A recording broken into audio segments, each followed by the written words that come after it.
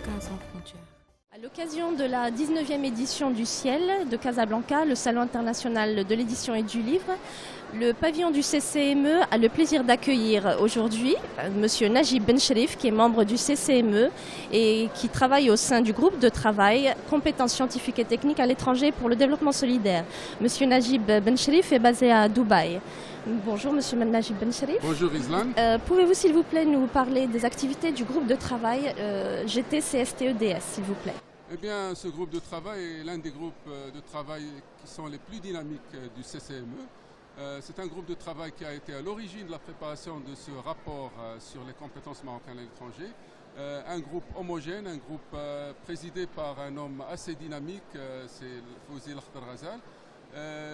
À son actif plusieurs rapports, mais le plus important et le plus saillant, c'est celui des compétences qui a été publié aujourd'hui. Exactement, Monsieur Bencherif. Donc, effectivement, à l'occasion du Salon international de l'édition et du livre, le CCME a choisi ce moment phare de l'année pour éditer une de ses études menées depuis plus de 2 ans maintenant, portant sur les mobilisations de compétences, dont le titre exact est « Les politiques de mobilisation des compétences, l'urgence d'une politique rénovée ». Pouvez-vous nous parler, Monsieur Bencherif, de l'importance de cette étude et une autre question, pourquoi d'abord parler de mobilisation des compétences? Effectivement, une question assez intéressante, mobilisation des compétences, parce que comme on le sait, le Maroc est un pays jeune, un pays en voie de développement, un pays qui a besoin de ses cadres, de ses ressources, de ses compétences à l'étranger.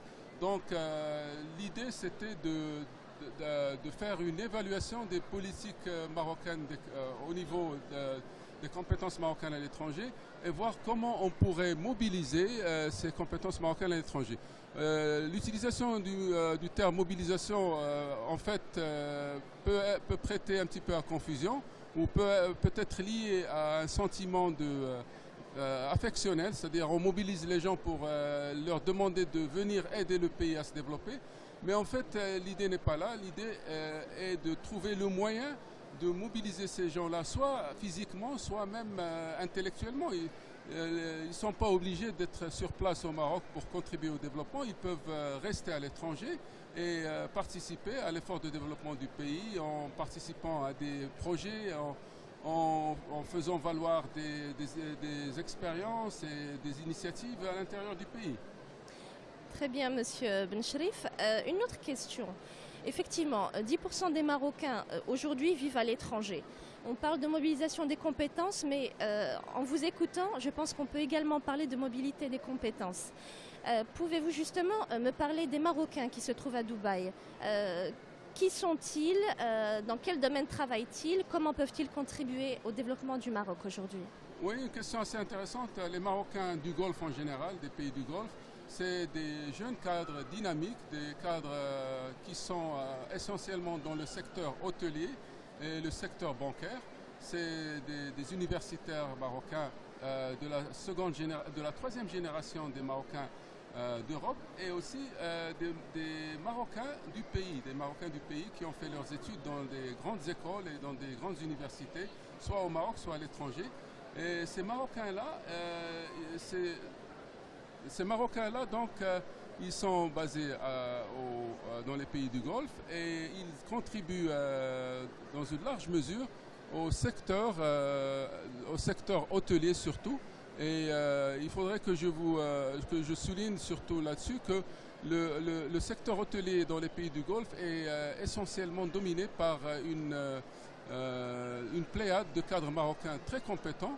Et ce serait vraiment intéressant de trouver le moyen de mobiliser ces cadres pour les faire venir au Maroc et participer au développement du secteur touristique au Maroc, d'autant plus que le Maroc est un pays à vocation touristique et a besoin de cadres dans ce domaine.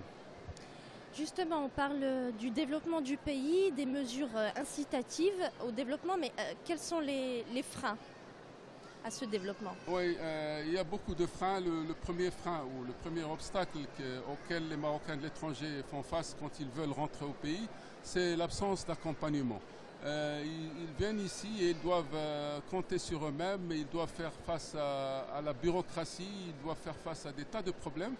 Et donc, on ne dirait pas des problèmes, mais des défis. Donc, C'est ça le grand défi, c'est l'absence d'accompagnement.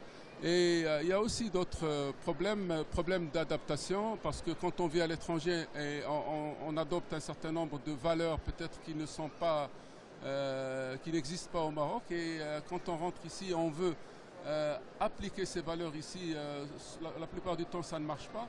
Donc il y a un problème d'adaptation, il y a aussi un problème d'accompagnement. Donc il faudrait faire en sorte que ces Marocains puissent être aidés, qu'on puisse leur fournir l'aide nécessaire pour qu'ils puissent intégrer la société marocaine et contribuer au développement du pays. Très bien, c'est vrai que nous avons parlé de beaucoup de faiblesses et de problèmes.